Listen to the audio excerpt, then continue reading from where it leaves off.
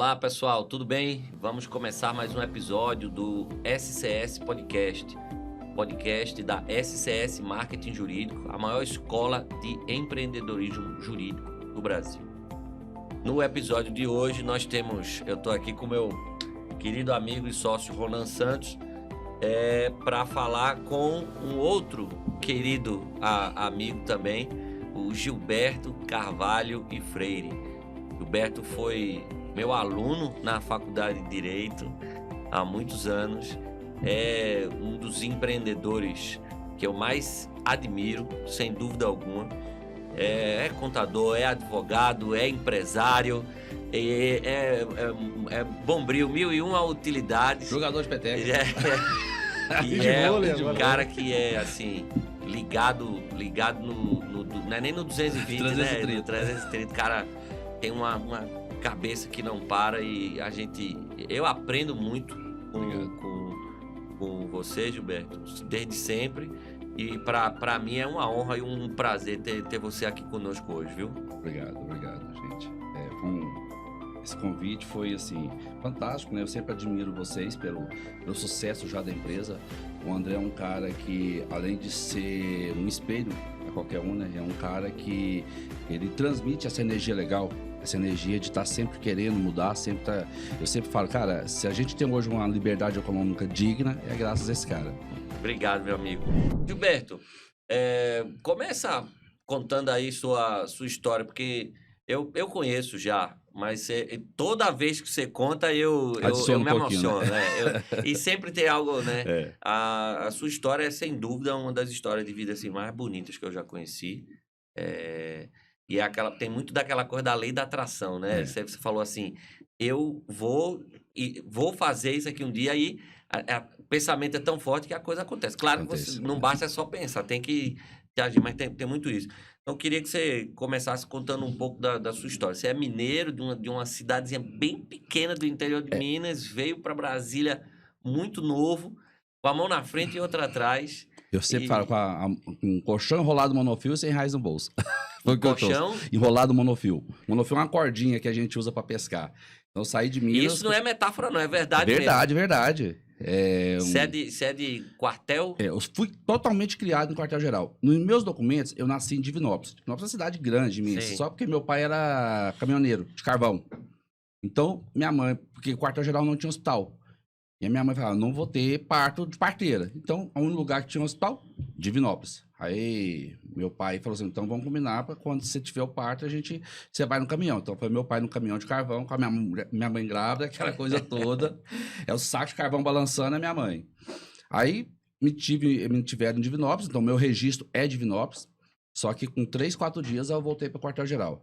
Quartel-Geral é uma cidade no interior de Minas, é uma cidade que eu orgulho muito de ser, é uma cidade que tem apenas 3 mil habitantes. Ela tem esse nome, Quartel-Geral, devido aos bandeirantes. Era um quartel onde os bandeirantes ficavam fiscalizando o ouro que era retirado das jazidas de ouro próximos à região do Rio Indaiá. E há uma história que, inclusive, tá no livro As Chaves de Quartel-Geral, que a cabeça de Tiradentes está enterrada lá. Lá existe uma rua chamada Rua Dona Leonora. Existe um patrimônio imenso que é chamado patrimônio, por quê? Porque assim que mataram o Tiradentes, enforcaram, a Dona Leonora, que era a esposa dele, pegou a cabeça e foi para o quartel-geral. Então isso é um fato, ninguém provou, mas é um fato que é contado de pai para filho, né? E tem um livro chamado A Chave Mestra de Quartel-Geral que conta bastante essa história. Então... Vivi a minha infância toda, uma cidade de 3 mil habitantes, todo mundo é parente praticamente, todo mundo conhece todo mundo. E é todo mundo de alguém. Meu nome é Gilberto do Pica-Pau, porque meu avô tinha apelido de Pica-Pau. Então vem Pica-Pau, vô, Pica-Pau, pai. Quando eu chego lá com o Benjamin, que é meu filho, é o Pica-Pauzinho. Então é isso. Aí, eu sempre fui, como o André diz, sempre muito ligado, desde criança. Não parava, agitado. A minha mãe até me falou assim, eu vou entregar você pro padre para ver se você coroinha, isso o padre resolve. Tem que fazer exorção, alguma coisa. Aí eu acompanhei o padre muito tempo, só que o padre sempre falava, não, seu filho ele precisa de estudar, ele precisa de algo para concentrar, porque ele é muito agitado. Aí eu começava a ler bastante, então, lia muito gibi, lia livros também, de 8 para 9 anos eu já tinha o hábito de ler. Isso foi só... Eu acredito que a leitura hoje é algo muito esporádico nas pessoas. Hoje, para ler, elas têm que ter um tempo, têm que ter... Mas eu acho que a leitura, na formação do ser humano, mesmo quando criança, naquela fase de criança que está formando o seu conhecimento, é muito interessante. Porque eu acho que você exercita a interpretação. E tudo é interpretativo, né? Tudo é a maneira que você vê, a maneira que você observa, a maneira que você vai agir.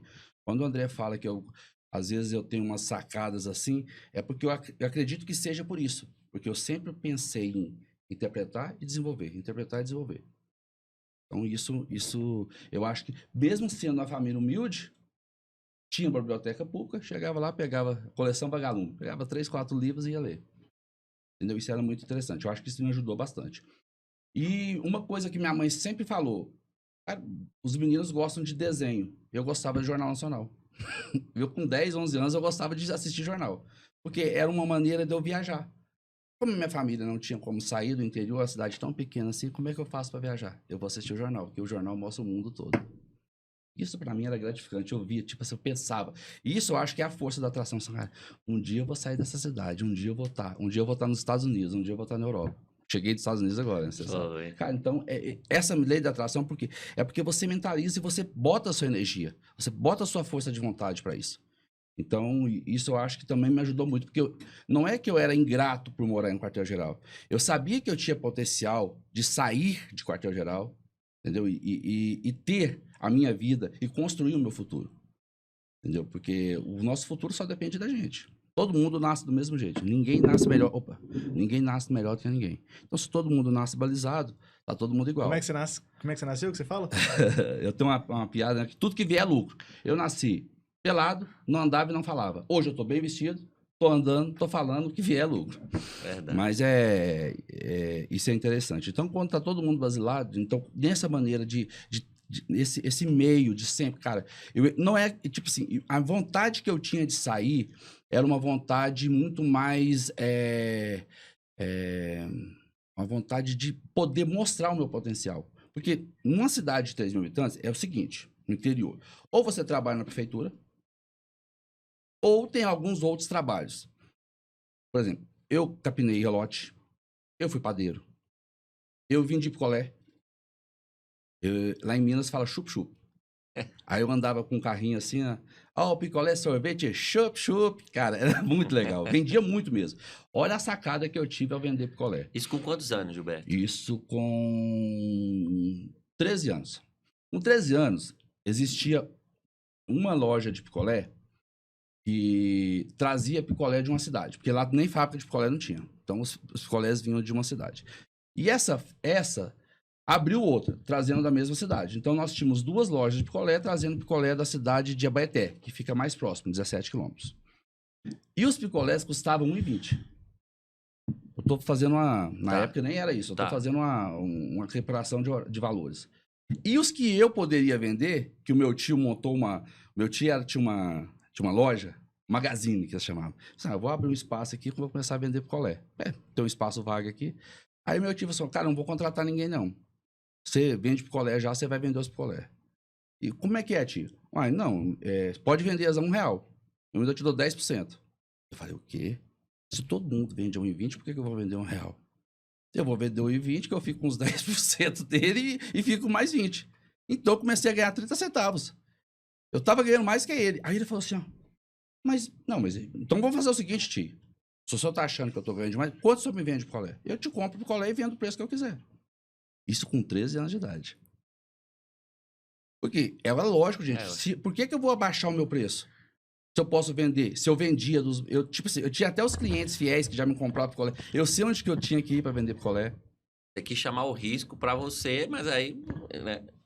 Porque ele falou, mas você pode vender a R$1. Não, tio, então é o seguinte, se você confia em mim, eu vou te pagar eles a 90 centavos, que é o preço que você quer, e o que eu vender para cima é meu. Se eu quiser vender R$1, eu vendo. Se eu quiser vender R$1,05, R$1,15, a mentalidade do empreendedor, né? Isso já era assim. Aí meu tio virou pro meu pai e falou assim, esse menino vai dar trabalho. Mas é um trabalho bom, que esse menino tem futuro.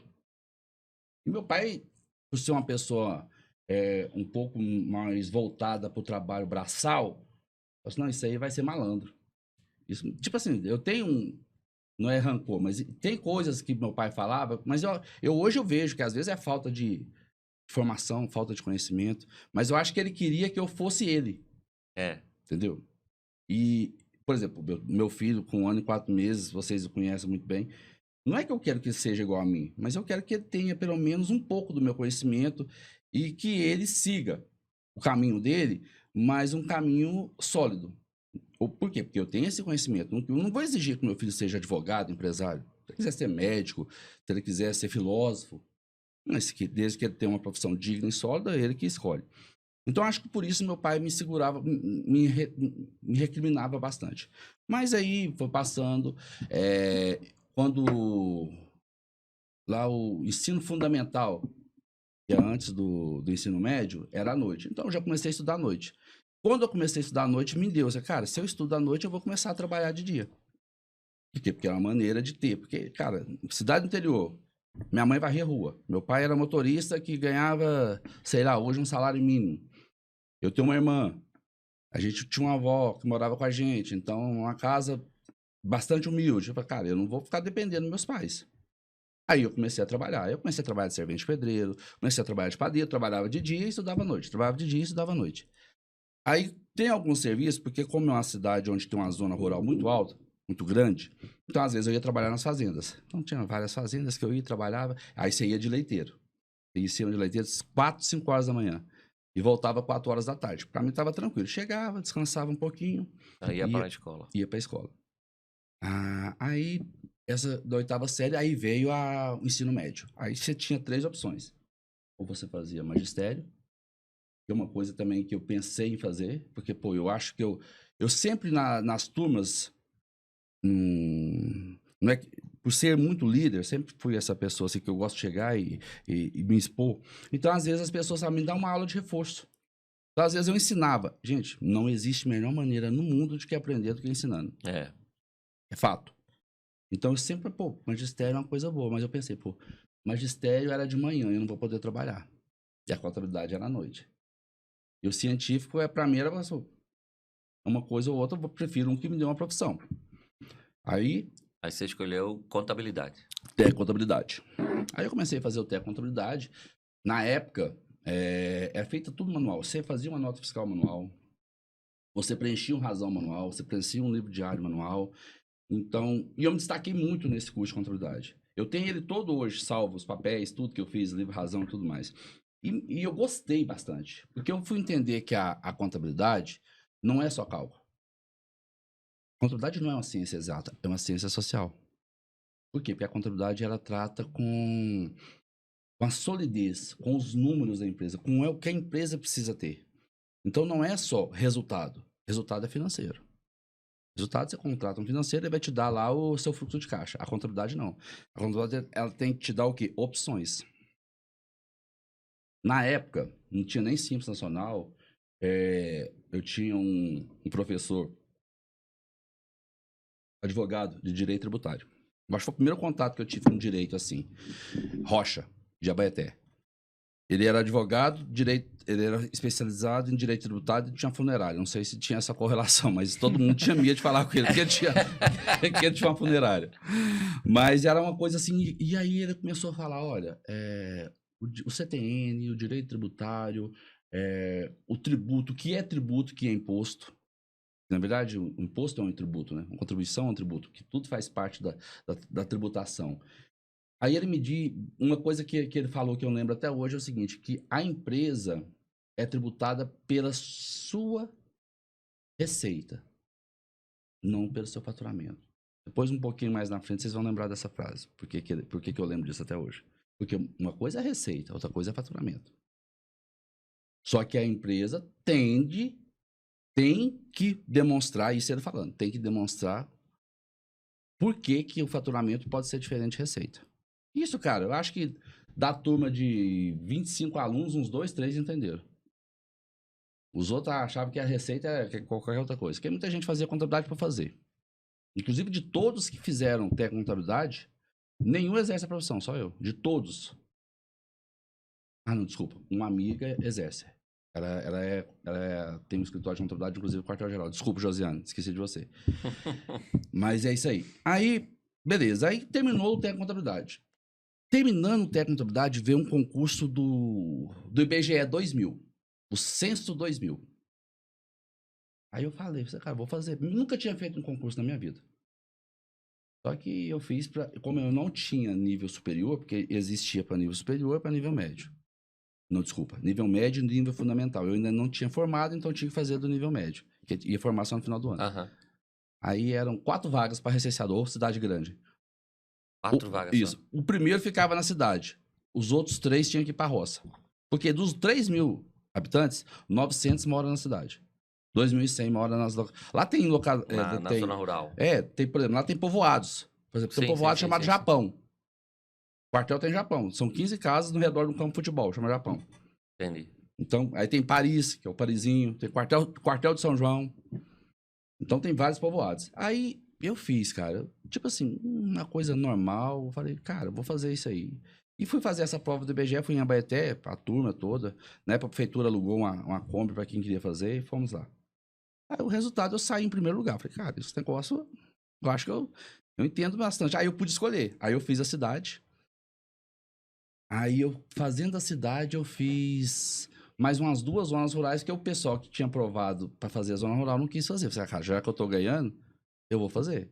E, tipo assim, me deu uma noção muito, muito grande, porque quando você pega um questionário do IBGE, na época era manual, tá? E você lê, você entende muito do que é a formação de uma população, quais são as características, e você consegue entender para que aquilo serve. Aí eu comecei a entender um pouco mais de mundo. Por que aqueles dados são importantes? Então, em cima disso, eu passei, aí é temporário, né? O recenseador terminou o censo, acabou. Sim. Você não tem mais. Eu falei, cara, esse negócio é interessante. E nisso, um colega meu de infância, que inclusive ele tinha uma fazenda, o pai dele tinha uma fazenda com plantação de pimenta. A gente, às vezes, estudava de manhã e ia pra casa dele plantar pimenta. Mas nada profissional, colher pimenta, nada profissional, só para passar o dia mesmo. Aí ele passou para fuzileiro naval aqui em Brasília. O nome dele é Wellington. Velho porco. Lá todo mundo tem apelido. Ele mora hoje na cidade ocidental. Ele é da Saneago.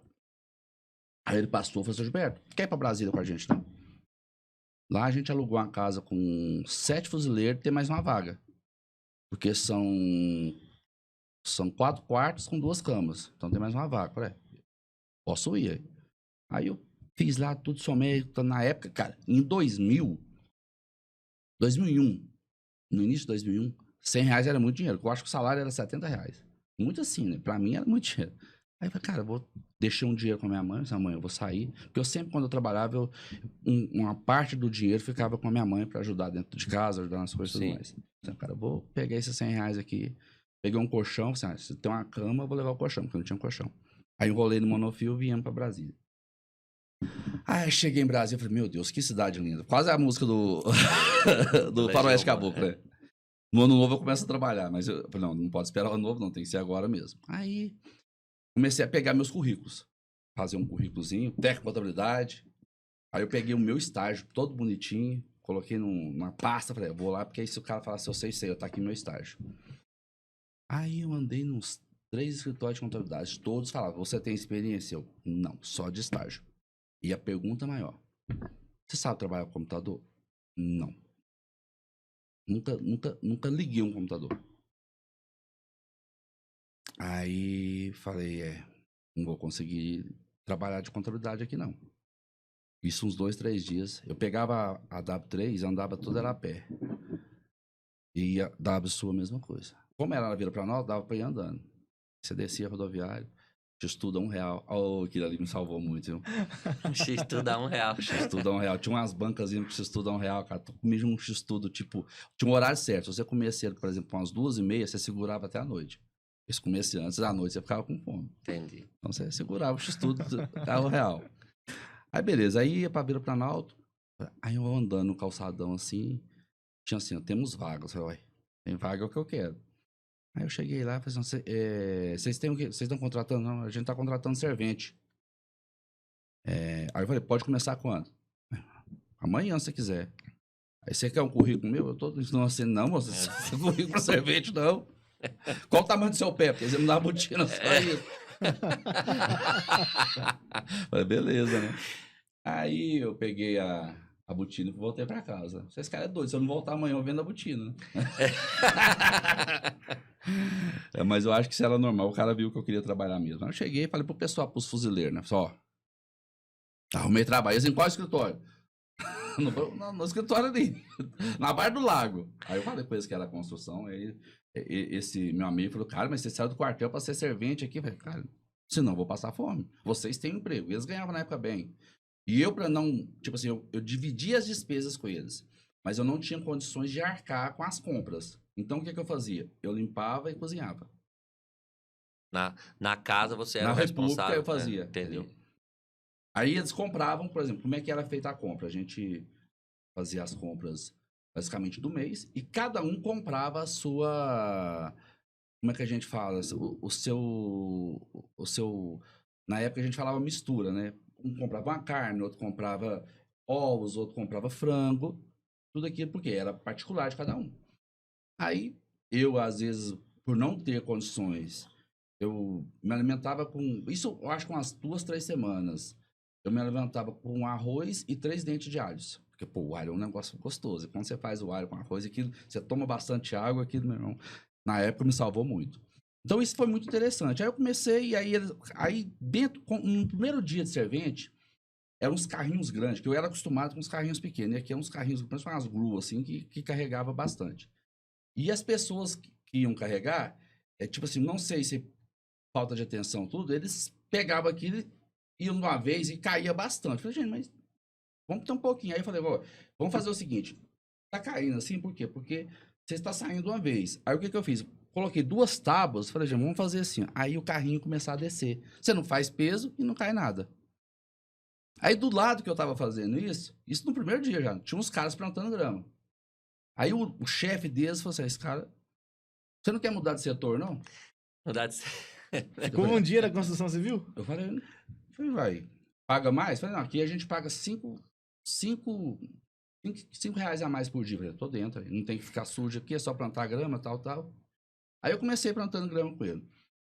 Aí no primeiro dia fomos tranquilos, e eu comecei a notar. Mas deixa eu só fazer um parênteses aí, que tem lei da atração aí também. Você estava plantando grama num dos hotéis mais caros e chiques de Brasília até hoje.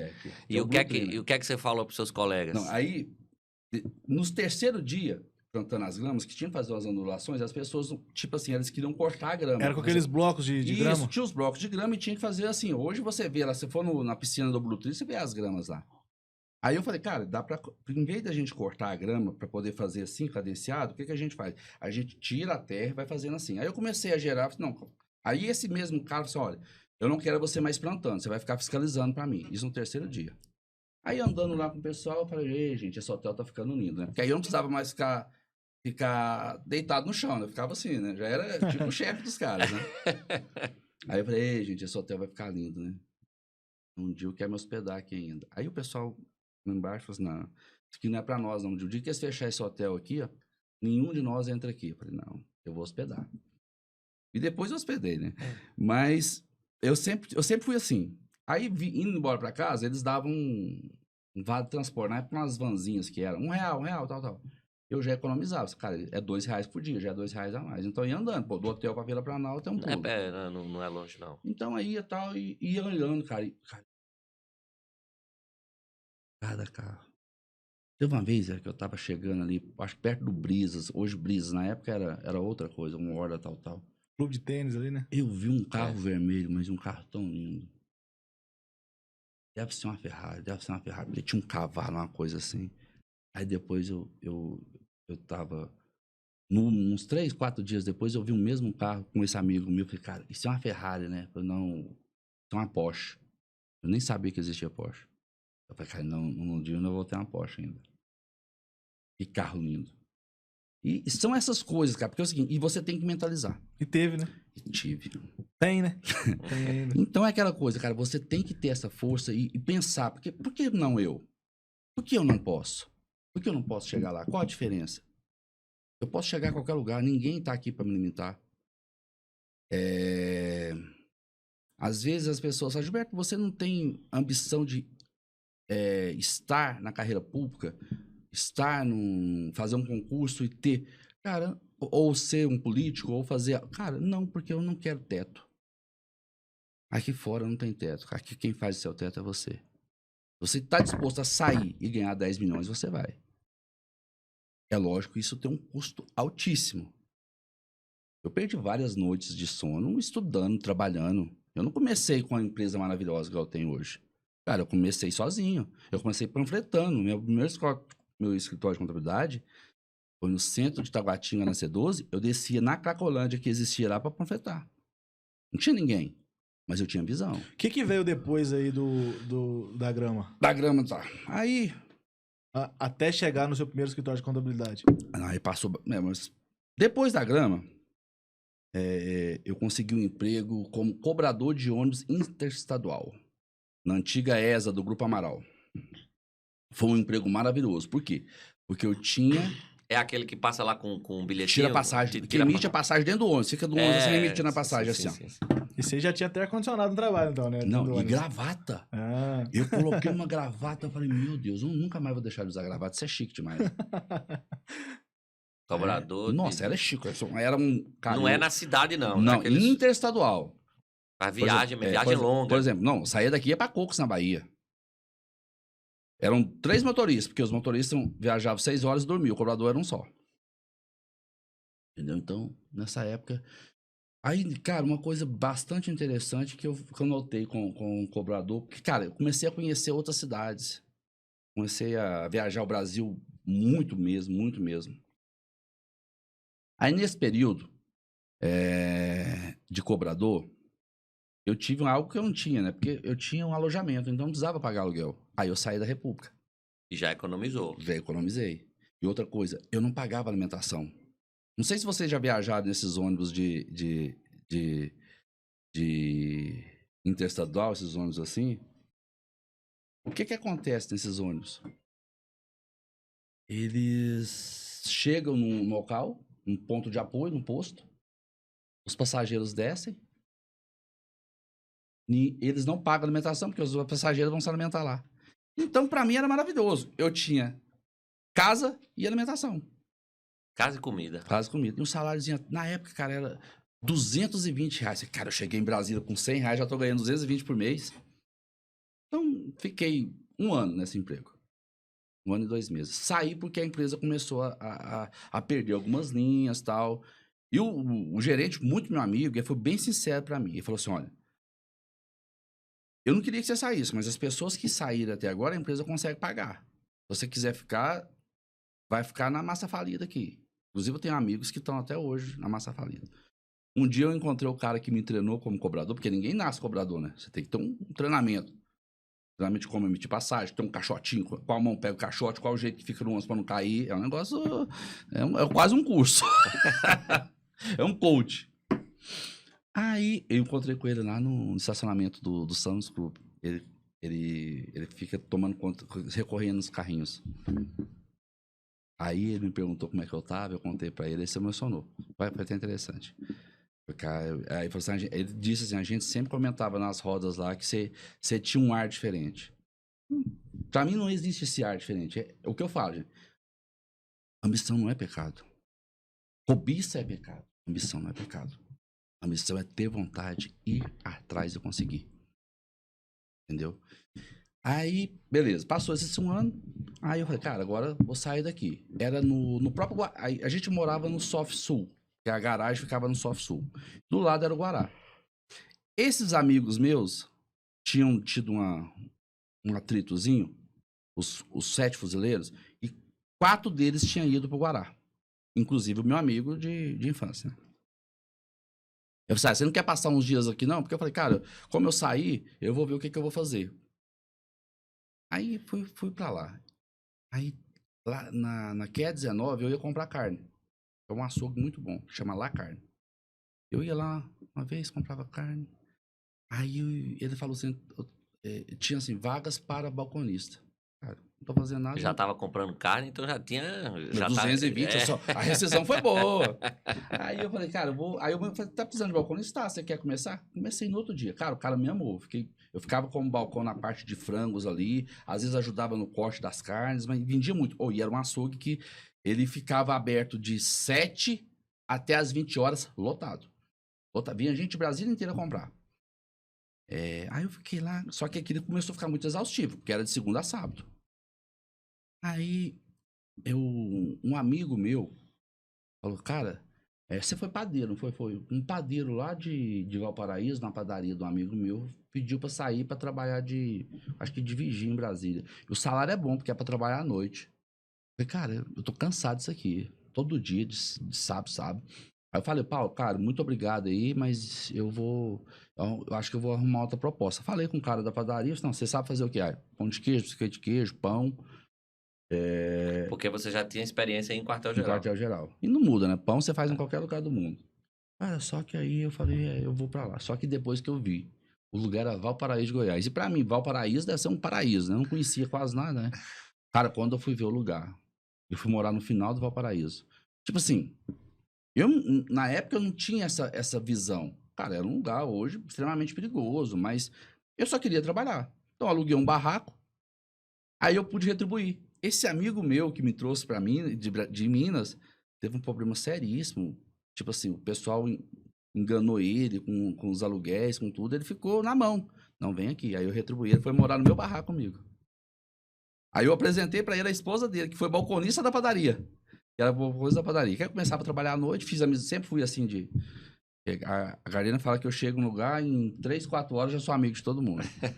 E é verdade mesmo. Mas e sendo eu mesmo, tudo espontâneo, não força a barra com nada. Mas é interessante, eu uni os dois são casados até hoje, tem uma filha linda. Aí, nesse ponto da padaria, eu de manhã, como eu trabalhava à noite, eu ficava até de manhã. De manhã, eu tirava o pão quentinho para entregar pro pessoal. Aí eu saí. E isso tinha um empresário que passava muito lá. O nome dele é Ricardo. Ele era dono da MH Comércio e Comunicação. Aí ele passava lá, sempre falava comigo, aí o pão tá quente? Tá quentinho. Pensava quentinho pra ele. Aí eu falei, cara, meu gerente pediu demissão. Tá indo pro Mato Grosso. Eu acho que eu vou arrumar um assistente. Você não conhece ninguém que tem um conhecimento de contabilidade, não? Eu falei, cara, eu fiz contabilidade. Fiz em Minas. Entendo bastante de contabilidade. Aí você não quer fazer um teste lá, não? Aí eu falei com o rapaz da padaria, olha, ele tá me chamando pra fazer um teste pra ser assistente. É um cargo um pouquinho melhor. Você se importa de eu fazer lá de dia e continuar à noite aqui pra você? Aí ele, não, tranquilo. O dono da padaria, inclusive, é muito meu amigo, Carlos. Eu falei, não, pode ir. Mineiro também, não pode ir. Se é pro seu bem, pode ir. Aí eu fui, no primeiro dia, cheguei, era uma empresa muito grande, eles faziam eventos no Brasil inteiro. Só que tinha um pouco assim de falta de organização, principalmente na parte financeira. Aí eu cheguei e comecei a organizar. Comecei que tinha contas a pagar, contas a receber, uma coisa básica, qualquer auxiliar financeiro começa a fazer. Aí eu falei, como é que eu faço pra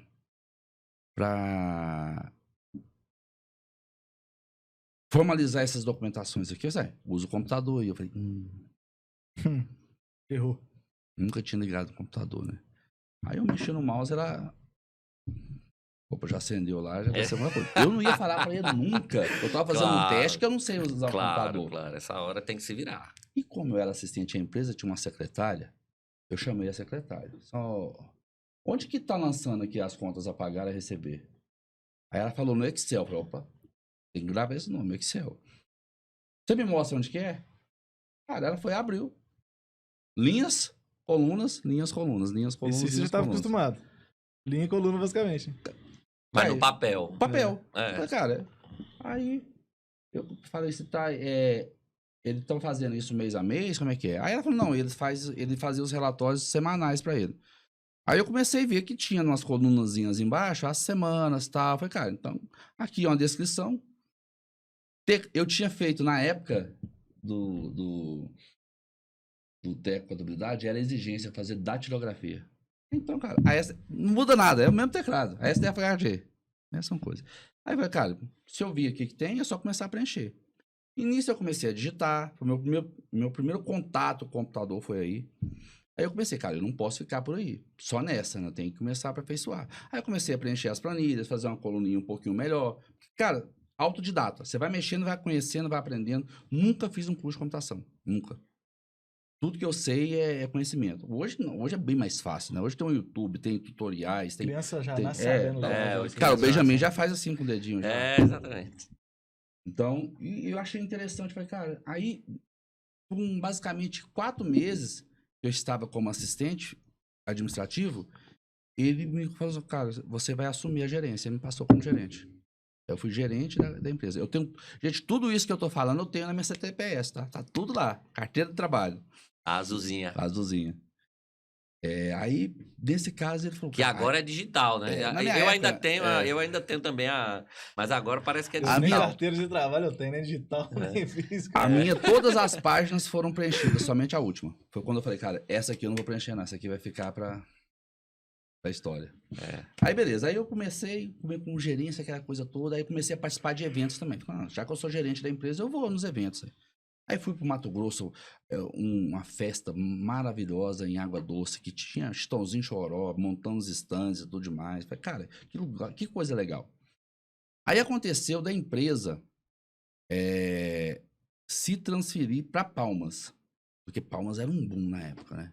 E eu já estava em Brasília, eu já tinha iniciado um relacionamento, foi meu primeiro casamento. Falei, cara, eu não vou embora, não vou para Palmas. Aí eu fiquei em Brasília. Aí, como eu já tinha um conhecimento, aí eu voltei para aquele mercado de trabalho que agora eu tinha experiência e sabia mexer com o computador. Então, eu já era outra pessoa. Aí eu fui trabalhar numa empresa chamada Terra Informática, lá na Asa Norte. Ficava naquela rua que eu falo que é a quadra dos estagiários. Tem uma quadra lá que é diferente de todas. Eu acho que o Oscar Niemeyer só tenta e aí fez... sim. É uma 207. quadra, é uma quadra bem feia, né? Coitado dos estagiários, André. A gente pega no pé deles. Essa quadra é conhecida. Quem é de Brasília vai saber qual é. A 207. Aí eu comecei a trabalhar lá, fiquei bastante tempo. O contador dessa empresa, Luiz Romildo, é meu amigo até hoje, ele disse assim, ó, cara, você trabalha muito bem, mas esse patrão seu é chato demais. Tem um outro patrão aqui que é muito melhor e paga melhor, que é o São Antônio Velasco. Hoje ele é meu cliente, você acredita? As empresas deles estão aqui no escritório. Aí ele falou assim, ó, vai, você não quer sair trabalhando? Tipo assim, eu ganhava 750. Outro ia me pagar 2.000, André. Do nada, assim, um start só uma indicação. E essas indicações sempre foram alimentando uma coisa pra mim, cara. É o network. É a questão de um ligar alguém, outro ligar alguém. Cara, esse negócio... Por isso que é bom você se relacionar. Você tá bem relacionado. E as pessoas gostarem de você. Porque essa indicação espontânea... Porque, por exemplo, um contador chega pra você, ó, contrata esse cara, é um peso, cara. Não, ele sabe, o Romildo sabe, não, ele faz isso lá. E eu comecei a trabalhar. Aí eu comecei a trabalhar pro São Antônio. Aí, nesse momento do São Antônio, eu comecei a estudar para um concurso, mas, cara, nada assim que era uma ambição. Era só para mim ter uma base mais sólida. Aí eu fiz o concurso o Ministério das Cidades. Aí, nesse concurso, o que aconteceu? Eu fui designado para ficar eu acho que o cargo é técnico auxiliar 4. Então, eu nem lembro a nomenclatura correta. Aí eu comecei a trabalhar no Ministério, cara, era uma coisa assim, muito boa, porque eram processos de cidades que precisavam preencher alguma coisa e tal. E eu cheguei, tinha uns 3 maços de processos, assim, eu comecei a pegar aqueles processos aí. Em 4 semanas, o diretor lá do setor me chamou. Falei, agora eu vou receber o elogio, né?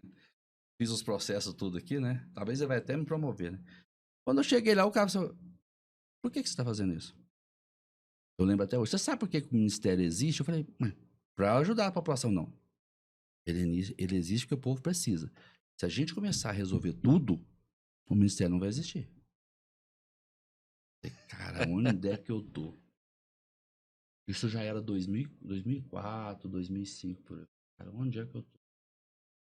Aí eu comecei, não vou mudar meu jeito. Aí eles me cederam um projeto que tinha na CNM, Confederação Nacional dos Municípios, que era para Comitê Gestor do Simples Nacional. Cara, eu entrei no local. Existe até hoje, é o órgão que... Mas era para criação. A gente estava estipulando as regras. Tava na hora, tava sendo criado. Tava muito maravilhoso. Os municípios, André, aí eu fui entender dentro da CNM o que são os municípios. São 5.863 municípios. Cara, 90% deles não tem um cadastro de empresas. Então, como é que... Porque na lei do Simples, na 123, lei complementar, Estatuto da Micro e Pequena Empresa, eu não poderia ter nenhuma pendência com a União Federal, com os estados e com os municípios. Mas se o município não tinha nem o cadastro, como é que ele falasse de dependência ou não?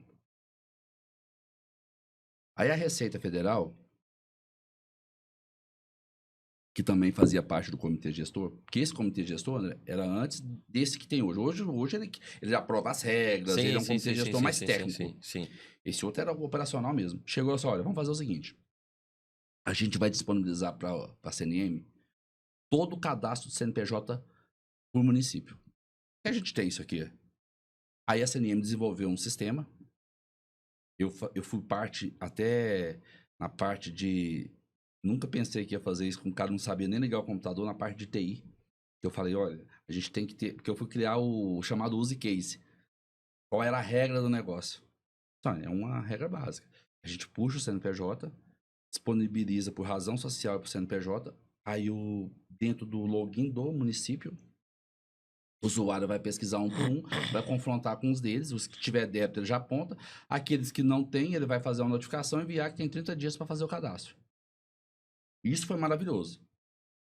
Cara, eu só conversava com pessoas assim, que faziam parte desse desenvolvimento, que faziam parte dessa seara de modernizar. Muito que o André fez, não é puxação de saco, você sabe disso, para ter essa liberdade econômica, a gente tentou fazer para dar mais flexibilidade. Porque senão seria uma coisa muito travada.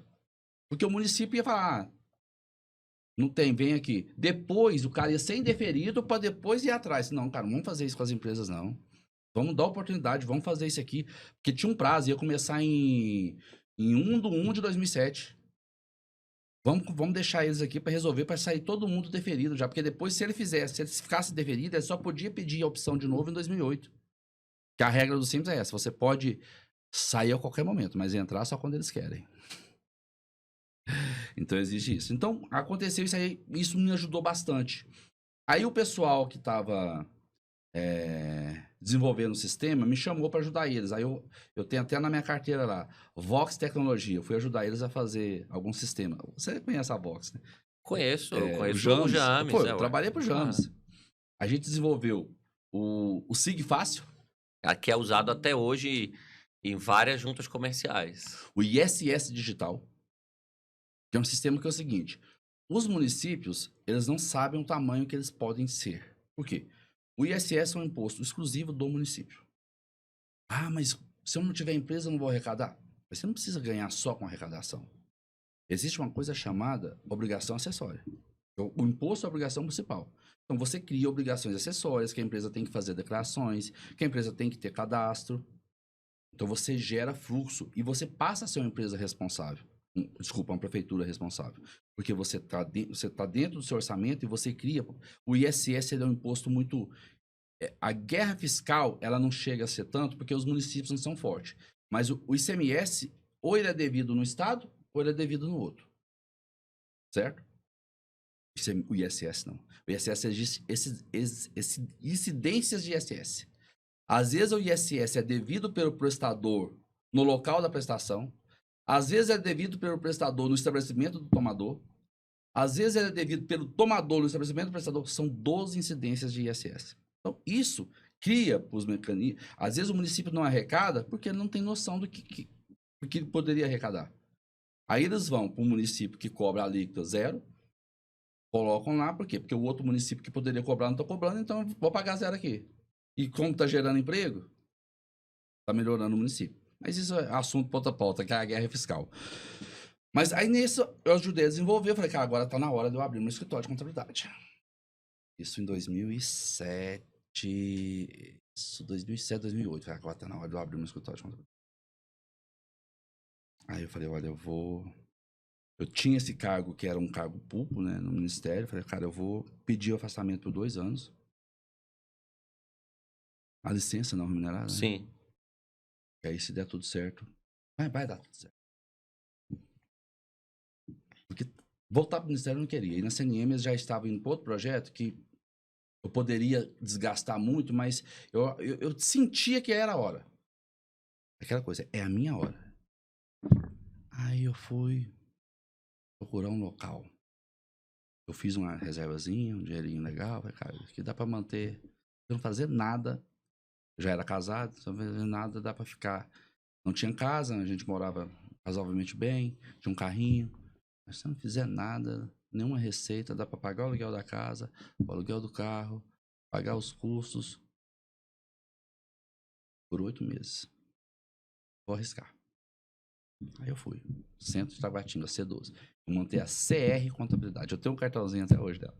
CR Contabilidade. Por que CR?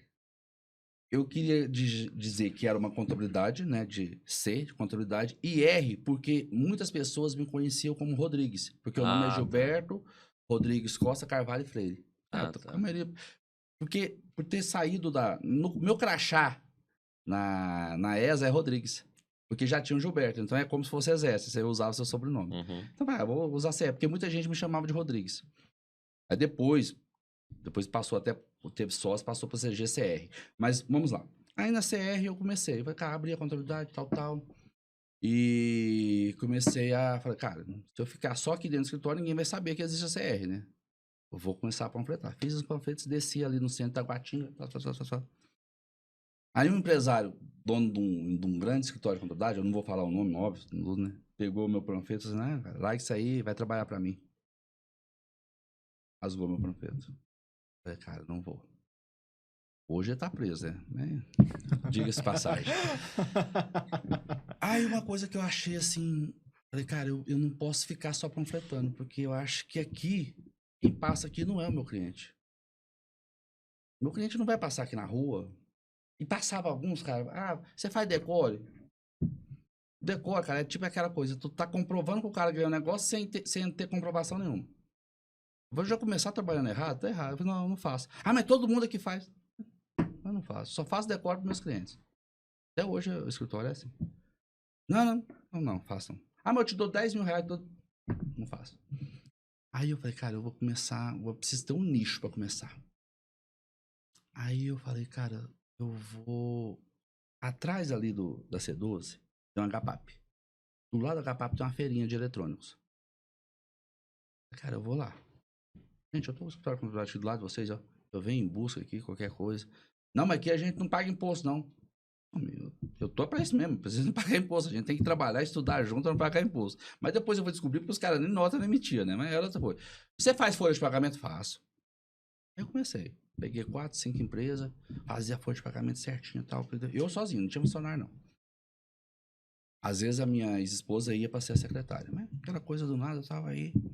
Aí começou a ver o ano, quer ver? Começou a aparecer a declaração de imposto de renda. Aí eu falei, não, declaração de imposto de renda é outra coisa. Porque o cara vai me dar a renda, eu vou comprovar. Aí eu comecei a fazer a declaração de imposto de renda. E começou aquela coisa, um indica, outro indica, até que eu tava com a carteira legalzinha.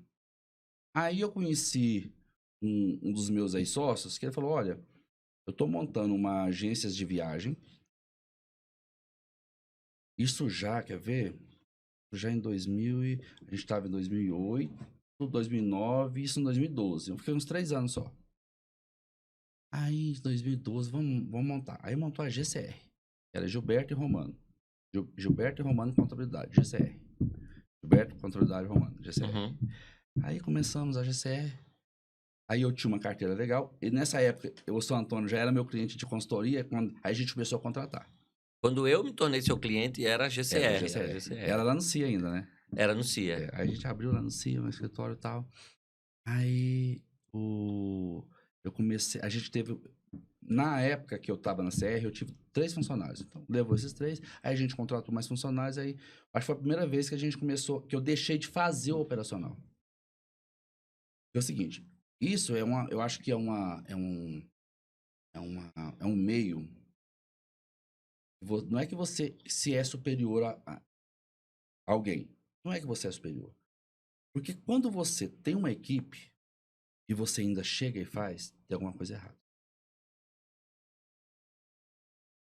Hoje eu tenho escritório de advocacia, tenho escritório de contabilidade, tenho escritório de BPO financeiro. Eu tenho que saber tudo. Mas eu não posso parar para fazer. E a partir do momento que eu tenho algo, eu sou o CEO, eu sou a pessoa que é o líder, eu tenho que me preocupar com isso daqui. Eu tenho que me preocupar de atender o cliente, de chamar o cliente, mas eu tenho que saber tudo que está sendo feito aqui atrás. Verdade. Então ninguém é nada se não tiver o conhecimento e não conseguir delegar. Gente, delegar é tudo. Delegar hoje é algo assim que você tem que entender a forma de delegar. Às vezes você tem que administrar conflitos, porque ninguém quer ser amigo de todo mundo e tem gente que tem um ego melhor. Então, isso também faz parte da rotina do CEO. Às vezes você tem que pegar uma equipe de um lado, colocar de outro. Às vezes você tem que pegar um líder e mesclar ele com outro, capacitar as lideranças. Isso faz parte do desenvolvimento do ser humano. Mas aí, beleza. Aí a gente juntou a GCR, começou a ter um faturamento legal. Aí eu conheci mais uma pessoa que eu achei interessante trazer como sócio. Então, aí éramos 3 sócios. Aí esses 3 sócios a gente falou, olha, o CIA tá pequeno. Aí do lado aqui onde que vocês têm a sala, eu tenho a sala, tinham 2 salas para alugar. Eu tenho um vídeo que a gente veio ver essas salas até hoje. Aquelas salas lá que estão do lado. Como elas eram originais. Gente, o lugar é bom, é do lado, né? Do lado do Capital do Poder, tal, do lado do tribunal. Isso foi quando, quer ver? 2012. Isso foi em 2018, então 6 anos. A gente veio pra cá e tudo. Aí achei interessante as salas.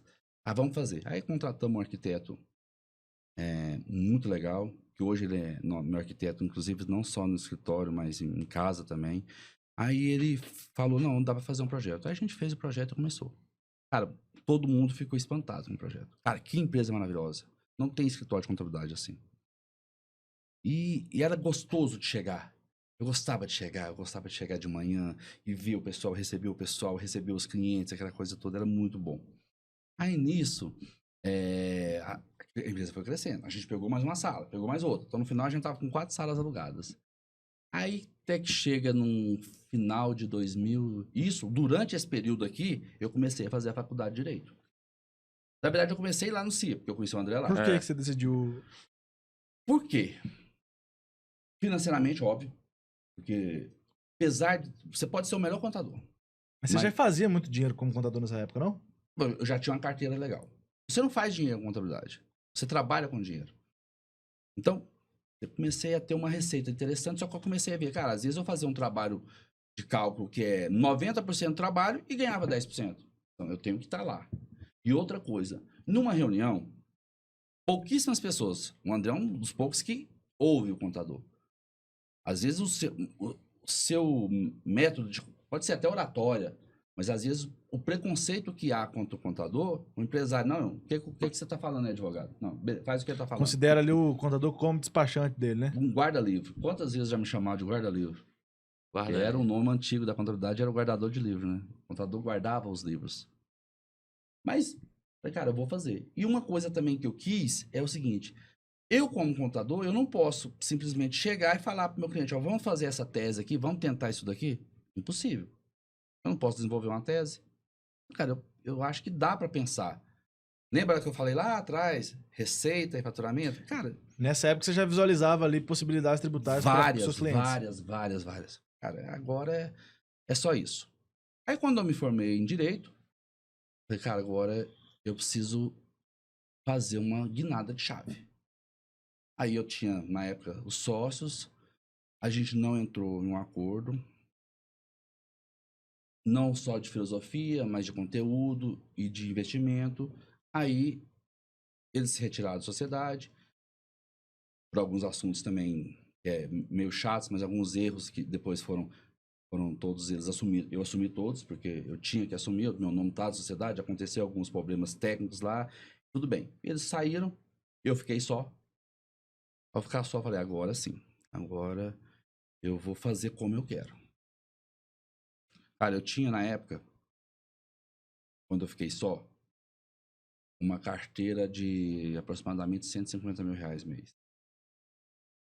Eu tinha uma folha de 200 mil. Sabe o que eu falei? Não vou colocar nenhum cliente.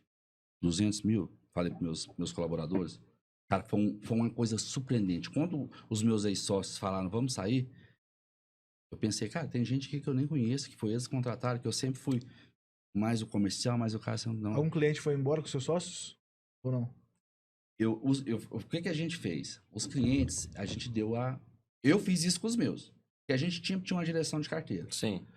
Eu vi, olha, tá, só ver se você quiser ir. Nenhum dos meus foram com eles. Outros que foram com eles depois voltaram pra mim, porque falaram que não tinham falado a verdade pra eles. Mas deixa isso pra lá. Aí eu falei, porque tinha muita coisa errada. E a gestão operacional não estava mais comigo. Aí eu comecei a ver e falei, olha, vamos fazer o seguinte. Eu falei pros meus colaboradores. Eu não vou contratar, não vou colocar mais empresa. A gente vai fazer junto. Vocês sabem mesmo que eu sempre abri para eles, porque eu dou resultado para eles.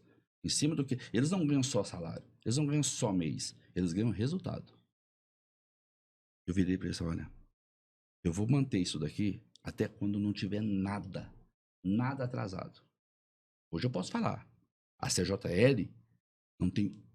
É um M+1. O que você entrega no mês, no outro mês o balancete está pronto. Em todas as empresas. E não é só balancete, não. É DF. Entendeu?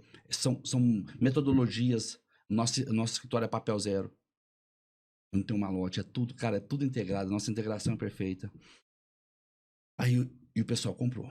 Comprou a briga e todo mundo se empenhou. O pessoal virava à noite, tudo. Eu ficava com eles. A gente conseguiu, cara. No dia que tava tudo certinho, aí as coisas começaram a vir. Começaram a vir cliente. Falei, cara, aí eu começou a perder. Cara, eu preciso de espaço. Eu preciso de espaço. Aí um dos caras que eu alugava uma das salas lá do outro lado virou pra mim e falou assim, ó, o pessoal cresce o olho, né? O contrato de aluguel tava vencendo, né? Falou assim, ó, umas startups que tá vindo pra cá, tá tudo vazia lá, né? Startup tá vindo pra cá que vai pagar 30 mil reais em cada sala. Eu tô pensando em fechar com você porque você já tá aí em 50 mil tudo. Meu Deus, hein? Vai ter que arrumar mais cliente. Agora que eu acho que eu vou começar a desempatar, aí, relacionamentos. Um grande amigo meu, que sempre foi um parceiro na parte de uma empresa de BPO financeira que eu tenho, que a gente faz consultoria financeira, consegue projetos financeiros e tudo mais, alavancar financeiramente a empresa. Olha, tem umas salas do lado da sua que estão no banco, para venda direta. Aí eu fui ver, são 10 salas. Falei, cara, mas eu não preciso de 10 salas. Que é onde é o escritório hoje. Bonito demais, inclusive. Aí eu falei assim, cara, mas cara, se eu só te mostrar o vídeo como é que essas salas estavam, porque o cara perdeu elas pro banco. Quando você perde alguma coisa pro banco, você depena. Ah, é, claro. Cara, o pessoal arrancou os vasos, velho, você não tem ideia. Os fios, assim, estavam arrebentados. Só não levou até o piso, tinha parte do piso que eles levaram. Vai dar trabalho. Aí eu fiz as contas, cara. Obviamente você tem que pagar um sinal alto, né, que é uma compra direta. Mas aí eu fiz o lance, passei por todo o crivo do banco, todo o crivo normal, tá? E adquiri. Eu chamei o mesmo arquiteto e falei, cara, ó, trabalho pra nós aqui. Eram 2 meses. Eu queria inaugurar o escritório em novembro de 21. A gente inaugurou em dezembro. A gente fez um escritório que... a gente conhece. Não é porque é meu. Hoje tem 2 escritórios lá. 3, né? Mas os 2 escritórios que hoje que a gente gerencia são escritórios assim que padrão para atender qualquer tipo de cliente. Isso para mim é muito gratificante. E ainda mais porque depois de toda essa guinada, eu passei a ter formado em Direito.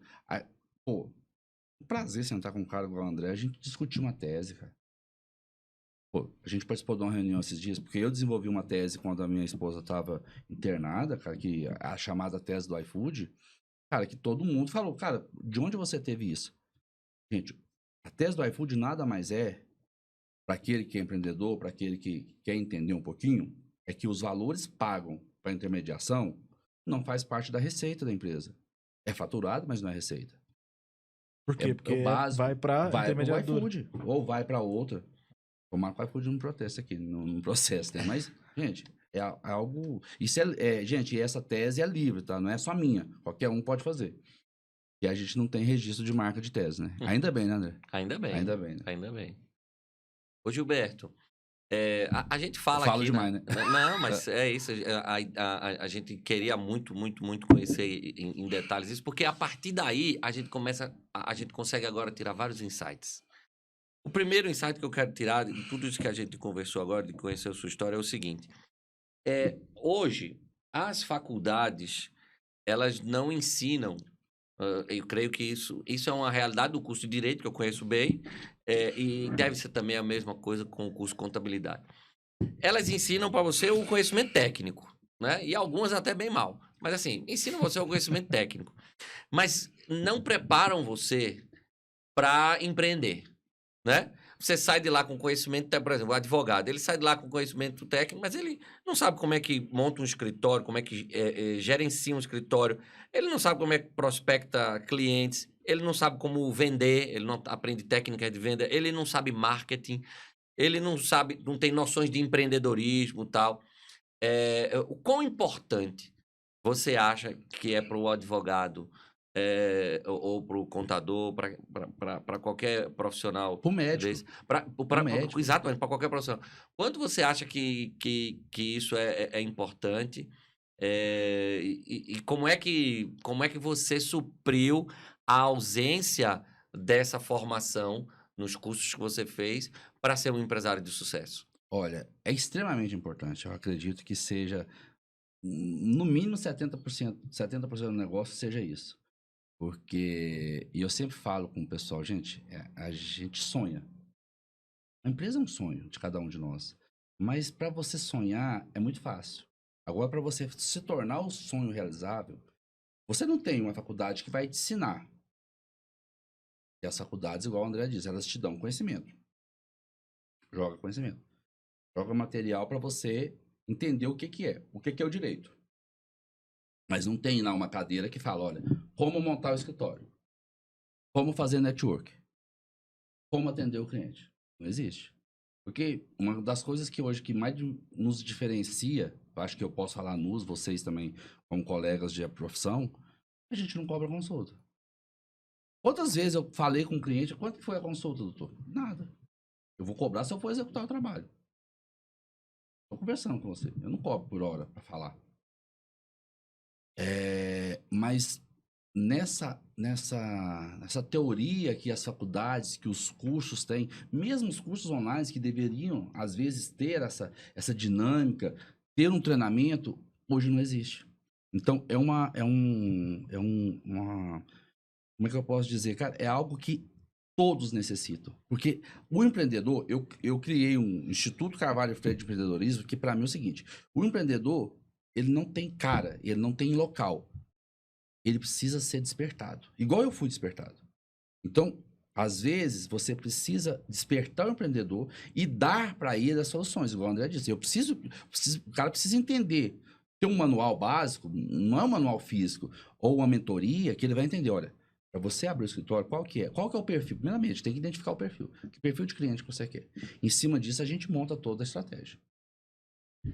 E como é que você vê o que é que você aprendeu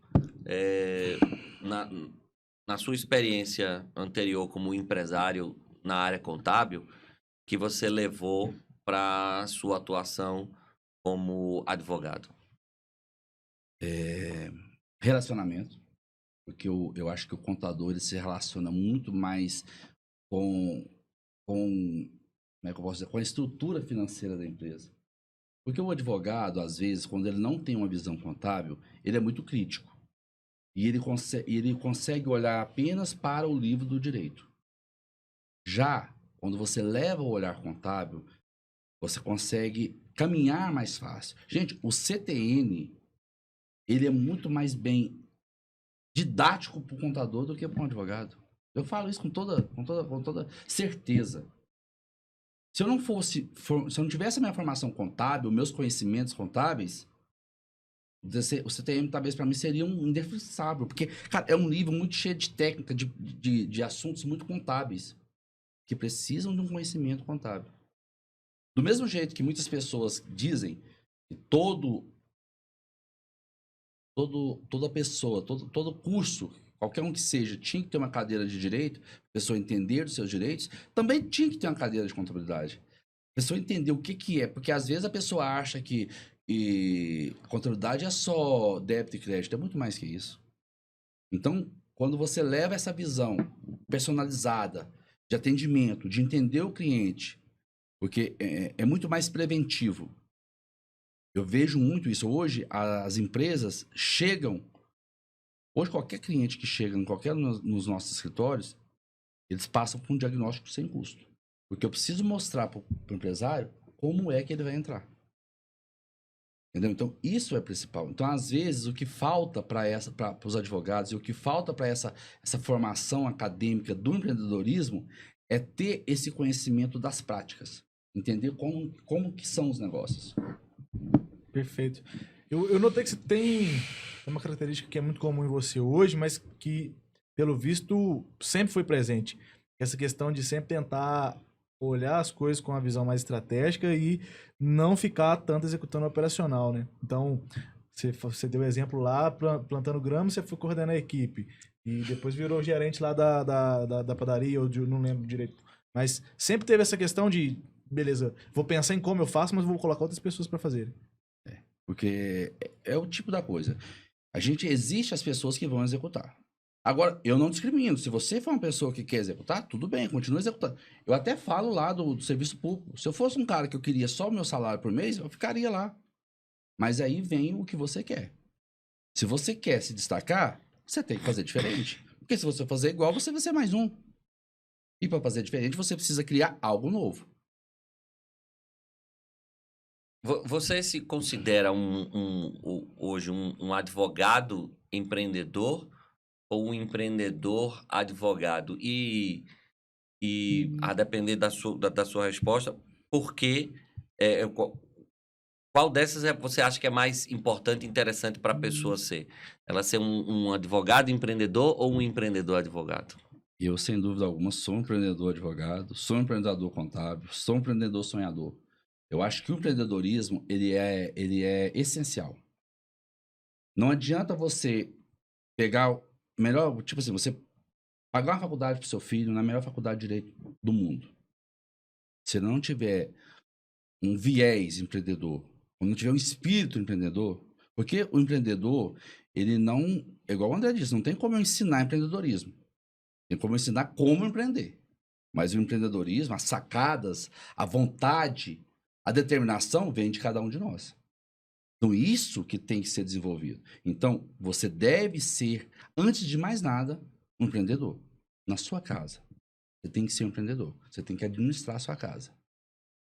Gente, é um exemplo básico, mas tem que ter o horário que a menina chega, o horário que o babá sai, o horário que isso, o dia de comprar, as coisas de comprar, qual a data disso. Gente, isso é empreender. Às vezes o empreendedorismo, ele não vai te trazer um resultado financeiro, mas ele vai te trazer uma economia. Empreender também é economizar. Então, na minha opinião, o empreendedorismo é algo assim, ó, que ele foi muito maltratado. Ele foi muito maltratado.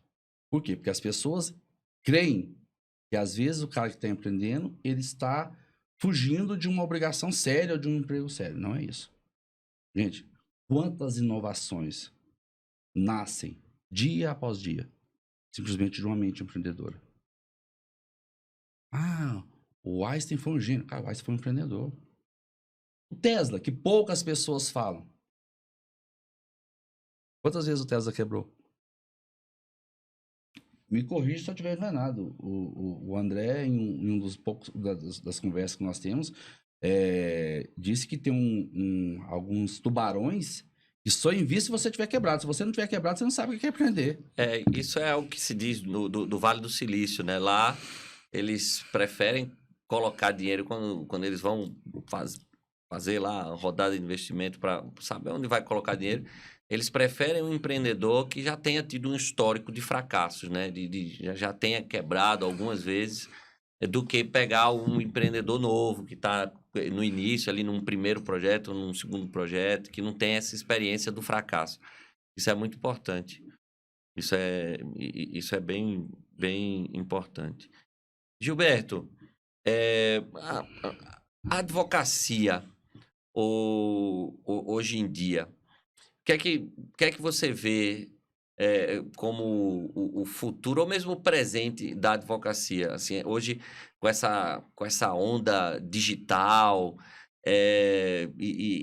todo esse mundo de redes sociais, e o uso dessas ferramentas de marketing, como é que você vê a advocacia nesse mundo? Como é que você enxerga isso? Como é que você tenta se colocar nesse processo?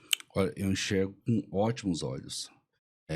Há 10 anos atrás, a advocacia continuava sendo a advocacia de 1000 anos atrás. O advogado que tinha resultado era o advogado que conhecia o juiz.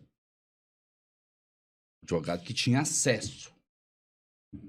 Ele pegava o processozinho dele, o processozinho tinha uma cor de uma capa, que aquela cor ia ser analisada primeiro.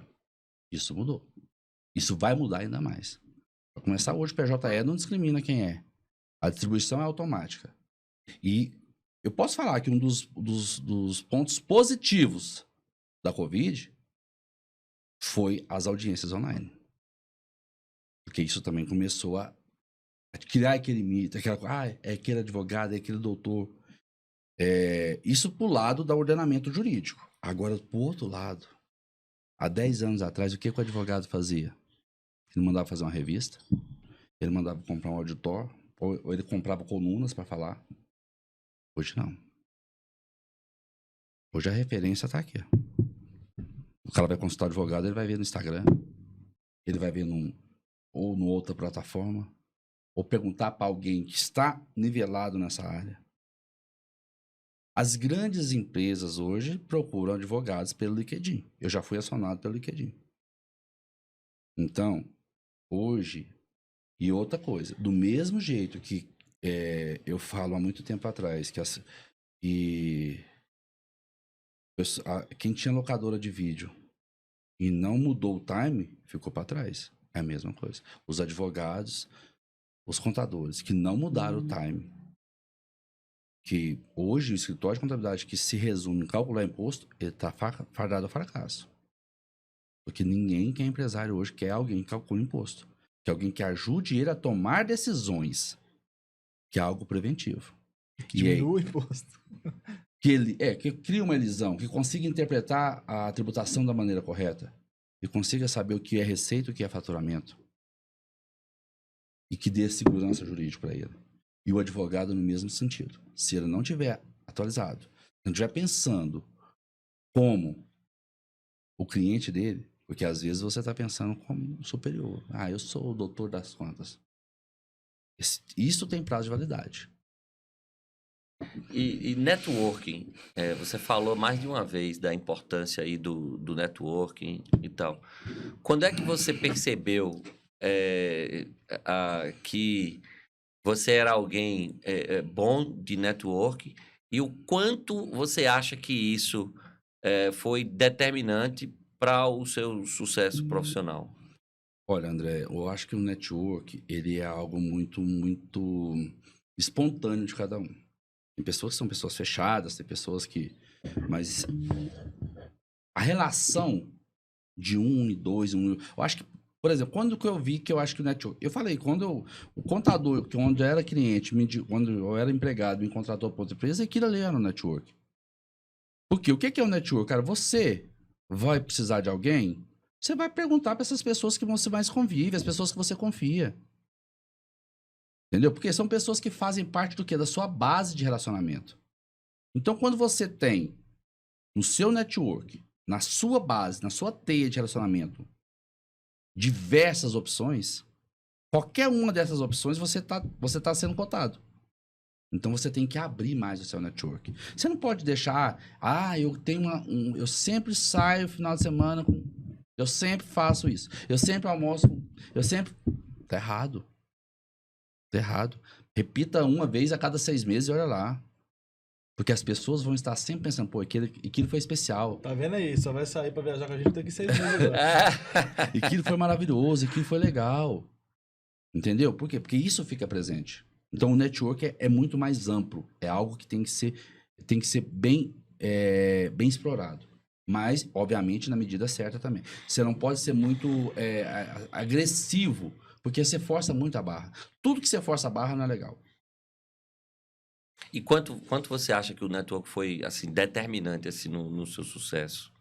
Olha, André, eu posso dizer que sucesso é muito bem dito por você, mas eu acho que eu ainda estou longe do sucesso. O sucesso está lá em cima ainda.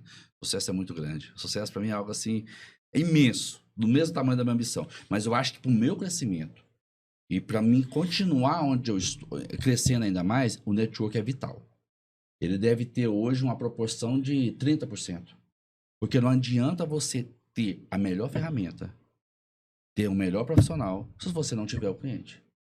E, cara, por incrível que pareça, até hoje, a melhor propaganda que existe é o boca a boca. Isso aqui é boca a boca. Quando você fala 30%, está, assim, hoje, 30% dos seus novos clientes vêm de network, vem de indicação? Vem de network. Vem de network. É uma proporção relevante. Muito relevante. E é um cliente qualificado, né? Porque... Ele já chega no perfil, já chega enquadrado. Exato. A venda já está pronta. Tira o pedido. O cara já chega e fala assim, quanto que eu vou pagar? Aí eu sabe o que eu faço? Você não vai pagar. Eu vou te falar quanto você vai economizar. E aí cobra ele em cima da economia? Não cobro não, eu reduzo para ele. O que sobrar, a gente divide. Boa. Ô Gilberto, você tem uma equipe hoje, já tem o quê? 30 pessoas ali? Nas 3 áreas, a gente tá com 56 profissionais. E eu vejo que a galera gosta muito de você lá, você lida muito bem. Então... É o paizão, né? Sabe que eu sou o paizão, né? Qual a dica ali que você daria pra galera pra aprender um pouco mais sobre gestão de pessoas, acertar na contratação, reter essas pessoas? Cara, tratar bem, incentivar, tentar ser um espelho. O lema lá da CJL é a nossa verdade é a nossa maior marca. Seja verdadeiro.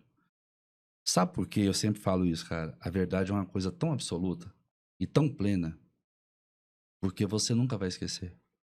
Tudo que você mente, quando você for falar de novo, contar de novo, tu vai ter que lembrar aquilo ali. Porque aquilo não era verdade. A verdade não precisa. A verdade, dita uma vez, ela pode ser dita 1000 vezes, que vai ser uma só. Não vai ter outra versão. Então, você sendo verdadeiro, você dando todo o suporte, você lidar com talentos é difícil. Eu disse isso aqui. Às vezes, um talento, ele é muito... O perfil dele atrita muito com o outro. Eu vou desfazer de um talento por causa de um atrito? Não, eu vou lidar com o atrito dos talentos. Remanejo um, remanejo o outro. Entendeu? E você faz muitas essas mudanças ali dentro da sua equipe? Faço mudança de setor. Entendeu? Às vezes, uma mudança de setor elimina o atrito. Às vezes o atrito é uma falta de interpretação. Aquela coisa que eu disse lá que é fundamental, desde a minha infância. Entender e interpretar. Às vezes as pessoas interpretam como elas querem. E são muito fechadas e não querem se indispor, já cria o atrito. Isso só vai aumentando. O Ronan sempre fala, a verdade vende, né? É a frase do Vinhas. Frase do Rodrigo Vinhas. A verdade vende. E tem uma outra coisa que eu queria perguntar também, antes de devolver a bola para o André, é que você tem uma postura muito diferente dos outros advogados. Porque o advogado normalmente é o quê? Ele senta, o cliente traz um problema para ele e ele tenta buscar uma solução para o cliente. Você não, você descobre o problema que o cliente nem sabe. Você tem a iniciativa de ajudar o cliente ali, de procurar alguma coisa que você pode solucionar para ele. Então, como que você desenvolveu isso? Ou como que você acha que uma outra pessoa poderia desenvolver essa característica também? É o diagnóstico. Nem sempre eu faço isso. Às vezes o cliente também chega, tô preso. Tem que resolver, né? Eu não vou procurar o cara que tá preso, eu vou te soltar. Mas só para ter uma analogia. Mas isso que você falou é o diagnóstico. Às vezes, ou a criação da tese. Quando você desenvolve algo que isso é dedicado, é personalizado, você precisa buscar quem é que necessita. E o que acontece? Network. Eu gosto de fazer muito almoço com os clientes. Ou de determinadas áreas, ou de áreas adversas. O que acontece? Qualquer negócio que surgir aí, quem é que vai ser contratado? É você. E nesse momento, um exemplo, uma tese que um está usando, o outro pode usar. Isso vai replicando. Então você conecta até seus próprios clientes. Tem que ser isso. Tem que existir isso.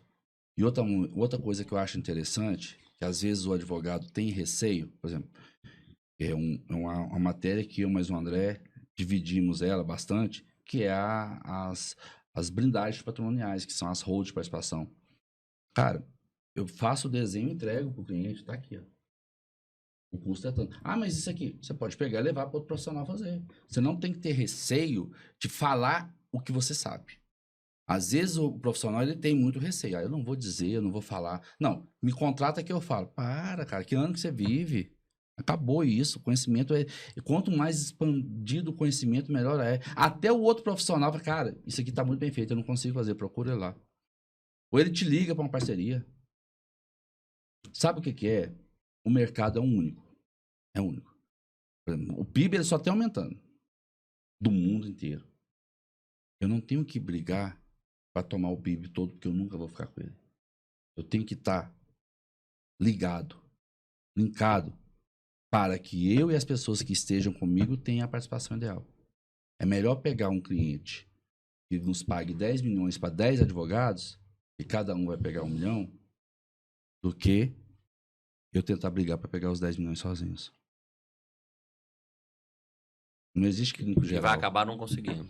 Vai acabar ficando sem nada. Só com a proposta de 10 milhões debaixo do braço. Perfeito. Você tem muito essa filosofia de ganhar dinheiro junto, né?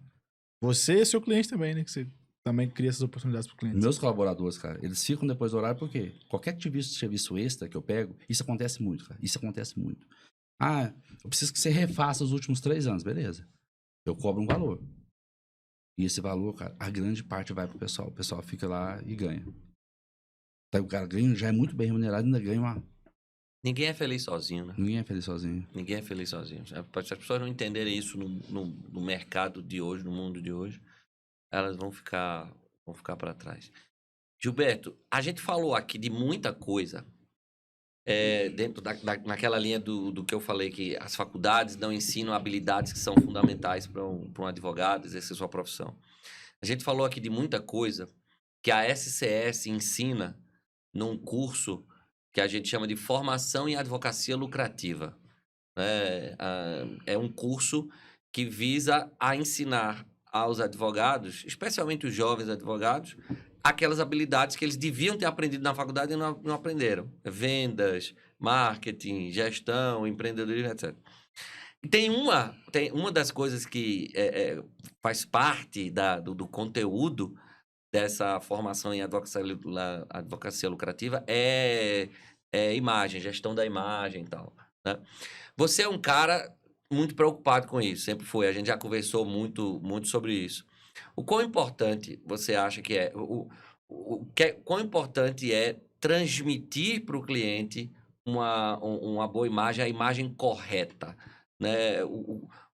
Quão importante é para um bom profissional ter essa noção, ter essa consciência, né? E quando é que você percebeu? O que é que você pensa sobre isso? Olha, pra mim, que saiu de onde eu saí, eu sempre pensei o seguinte, cara, quem se veste bem, quem se porta bem, tá te dando atenção. Por quê? Porque a pessoa está vestindo. Uma coisa, gente, é uma analogia, pode ser até pífia, mas meus pais tinham isso. Domingo é missa, veste a melhor roupa, vai pra missa. Você vai pra Deus, você vai vestir a melhor roupa. Então, cara, toda vez que você atender um cliente, se for atender alguém importante, vista a melhor roupa. Vá pro julgamento, vá bem portado, vá bem vestido. A sua imagem é o que você está carregando. Faça bem a barba, porte-se bem, fale bem. Por quê? Porque a sua imagem é o seu contexto. É tudo aquilo que você carrega. E as pessoas tendem a te ver como você se porta. As pessoas tendem a te comprar pelo seu perfil, pelo como você está. Obviamente, se existir 2 preços iguais, existir 2 profissionais idênticos, e tiver um bem vestido e o outro mal vestido, é o bem vestido que entra. Sem qualquer seleção. É igual a beleza do restaurante também, né? Isso. Tudo. É imagem, né? A imagem transmite algo. negar isso é muita ingenuidade. E se eu puder adicionar algo, às vezes as pessoas até me criticam por isso. A advocacia, ela, como um meio empresarial, ela é cercada ela é cercada de uma mística. O advogado bem-sucedido é o advogado que tem um carrão, o advogado que tem uma sala boa, que tem... Mas isso, gente, não é só na advocacia. Essa não é uma mística da advocacia. Essa é simplesmente a história de um vencedor. Qualquer vencedor não vai ficar na lama, não vai andar de carro ruim. A pessoa que vence, a pessoa que está bem, ela precisa transmitir que está bem. O que adianta estar bem financeiramente, estar bem, mas as pessoas olham para você, elas têm até... Não, esse cara tem, que isso? Você tá fechado, você tá... Igual muita gente fala, Gilberto, mas você é muito mal aberta. Gente, mas pra quê? Eu vou economizar pra quê? Pra que ter essa segurança louca que as pessoas têm? Eu falo isso, às vezes as pessoas falam, que loucura é essa, cara? O dinheiro, se ele não for, ele não volta. Se você não, a economia precisa que o dinheiro gire. Então, você, empresário, se você não começar a girar, o dinheiro está travado. Porque ele volta. Se você contratar alguém vai contratar alguém e outro vai te contratar. Gente, é a engrenagem da economia. Perfeito. Mais alguma coisa? Satisfeitíssimo. Muito bom, muito bom. Meu amigo, meu amigo Gilberto, demais, né? foi muito bom. Foi muito bom. E acho que a gente conseguiu tirar... eu acho que o mais importante é conseguir tirar as lições corretas, né? De uma história de sucesso. É sucesso, sim. Claro que pode ter mais. É claro que sempre pode ter mais. Mas foi muito bom. Muitíssimo obrigado mais uma vez pela sua... Eu sei que seu tempo é precioso. Hoje é o bem mais valioso que a gente tem, né? É o tempo e você ter dedicado aí um tempo da sua agenda sempre lotada e seus compromissos para vir aqui conversar com a gente sobre sua história, sobre sua trajetória, tentando passar insights, passar dicas para aqueles que estão começando, para aqueles que também entendem que têm uma mente empreendedora e querem também um dia alcançar o que você já alcançou. Para a gente é muito, muito gratificante, viu? Eu posso falar em meu nome e o nome do meu sócio aqui, o Ronan, que te conheceu através de mim, é um grande admirador seu também. Para a gente foi uma honra e um prazer tê-lo aqui conosco. Muito obrigado a vocês. Manda um recado ali pra quem... Sabe aquele cara que tá na lama, assim, e acha que não tem como sair dali? O que você falaria pra um cara desse? Gente, sonhe. Sonhe. Pratique seu sonho.